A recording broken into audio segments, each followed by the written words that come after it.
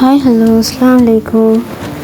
இது பார்த்திங்கன்னா என்னோடய ஃபர்ஸ்ட் வீடியோவாக வைக்க போகுது யூடியூப்பில் குக்கிங் வீடியோ. அதுவும் லாங் வீடியோ இன்றைக்கி தான் நான் ஃபர்ஸ்ட்டாக அப்லோட் பண்ணுறேன் காய்ஸ். நான் நினைக்கிறேன் நீங்கள் எல்லோரும் எனக்கு சப்போர்ட் பண்ணுவீங்கன்னு. நான் இன்றைக்கி பார்த்திங்கன்னா கரம் மசாலா வீட்டிலையே எப்படி பண்ணுறதுன்னு தான் பார்க்க போகிறோம். ஓகே, வீடியோக்குள்ளே போகலாம்.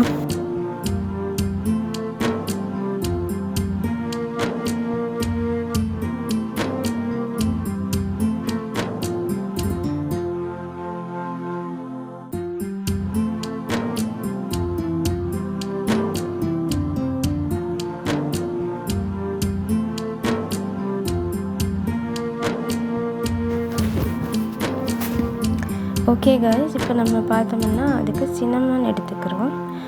ரொம்ப நீளமாக இருக்குது, நல்ல சின்னமன் பார்த்து எடுத்துக்குவோம். அது மாதிரி காடமம் பார்த்திங்கன்னா அது கூட லாங்காக க்ரீனிஷாக இருந்து ரொம்ப நல்லா இருக்கும்.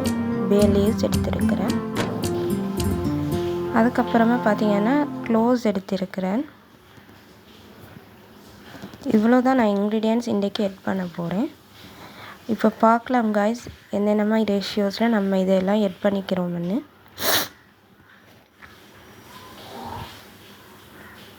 காடமம் ஃபஸ்ட்டு நம்ம சேர்த்துக்கலாம்.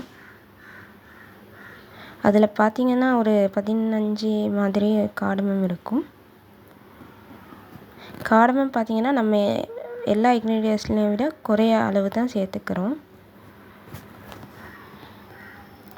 ஸ்டிக்ஸை நம்ம பாதியாக உடைச்சியே சேர்த்துக்கலாம். நம்மளுக்கு பிளெண்ட் பண்ணது ரொம்ப ஈஸியாக இருக்கும்.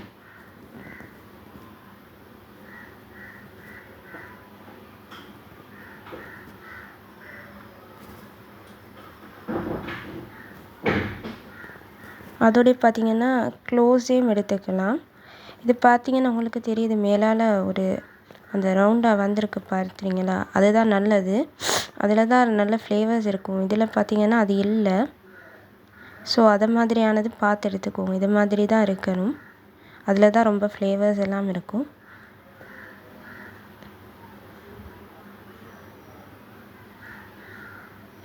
அது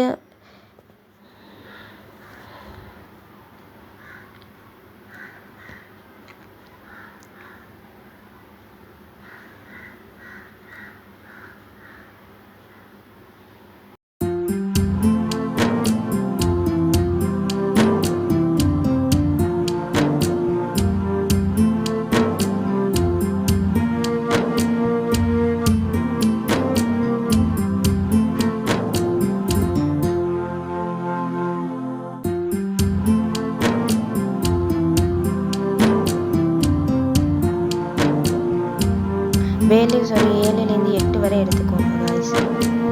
அதுக்கு கூட வேணால் எடுத்துக்கலாம். பார்த்திங்கன்னா தெரியுது ஏலக்காய் தான் நாங்கள் குறைஞ்ச அளவு எடுத்துருக்கிறோம். ஏன்னா அது வந்து எல்லா ரேஷியோலையும் ஹாஃப் எடுத்துக்கிட்டிங்கன்னா ஓகே இருக்கும். 10 கிராம்ஸ் மற்றதில் எடுக்கிறீங்கன்னா ஏலக்காய் மட்டும் 5 கிராம்ஸ் எடுத்துக்கோங்க. ஸோ இதை நம்ம அரைக்கிறதுக்கு பார்த்திங்கன்னா இப்போ ட்ரையான ஒரு ஜார் வந்து எடுத்துக்கணும். ரொம்ப ட்ரையாக இருக்கணும், இல்லைன்னா சீக்கிரமே கெட்டு போயிடும். அதனால தான் கொஞ்சம் கூட தன்மை இல்லாமல் இருக்கணும். ஸோ நான் கொஞ்சம் அதை துடைச்சி எடுத்துக்கிறேன் காய்ஸ்.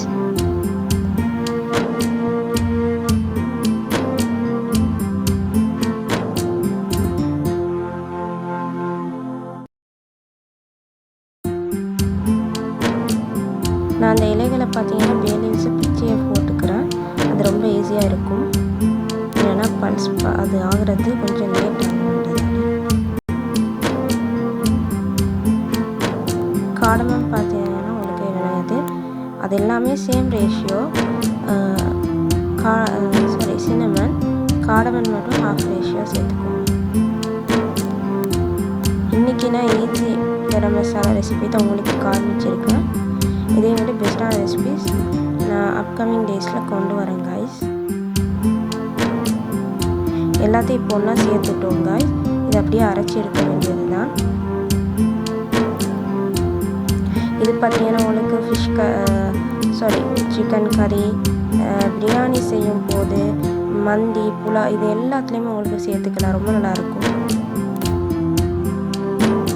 ஓகே காய்ஸ், இப்போ நான் இந்த மாதிரி தான் அரைச்சி எடுத்துருக்கிறேன். ரொம்ப வாசனையாக இருக்குது காய்ஸ். நீங்கள் கண்டிப்பாக ட்ரை பண்ணி பாருங்கள். ட்ரை பண்ணி பார்த்துட்டு உங்கள் ஃபீட்பேக்கு எனக்கு கமெண்ட்டில் பண்ணுங்கள். ஓகே, கண்டிப்பாக மறக்காமல் சப்ஸ்கிரைப் பண்ணி சப்போர்ட் பண்ணுங்கள் கைஸ். தேங்க்யூ.